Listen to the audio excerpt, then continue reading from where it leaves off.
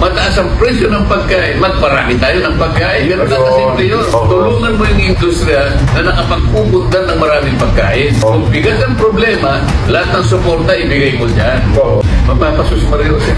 Hindi ba nagpasa na ito nakaraan na naipasa na po ng Kongreso yung batas ukol sa smuggling and expanded ba yun? Takutin mo silang lahat dyan. Sinasabi ko sa'yo. Takutin mo.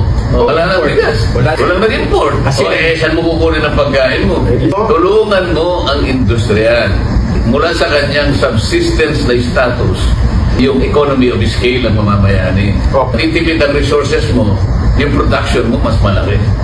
Yun ang productivity ng farm mo. Halimbawa, ang isang karaniwang farm 75 kabans per hectare. Kasi yung productivity mababa eh.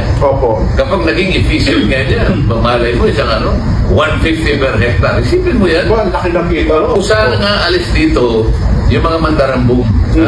Kung saan nga alis yung mga kawatan tungkol sa bigas. Wala tayong mapapala dyan. Mayroon na pong plano ang Department of Agriculture na magdeklara ng tinatawag na Food Security Emergency.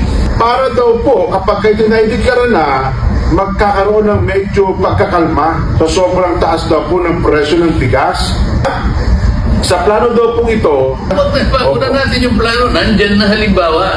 Gawa na. Meron na deklarasyon. Meron na umiiral na food security. Food security emergency daw po. Paano mo tatakutin? Mapapasus Mario Jose. Sabi ko, mataas ang presyo ng pagkain, magparami tayo ng pagkain. Ganun lang kasimple yun. Tulungan mo yung industriya na nakapagpupundan ng maraming pagkain. Kung bigas ang problema, lahat ng suporta ibigay mo dyan. Yung resources natin kalat, marami tayong nagagasta. Kaya yung production natin mataas. Hindi ba kung meron na tayong pondo na kukolekta dun sa imported na bigas, kaya ginawa nila 15% yan.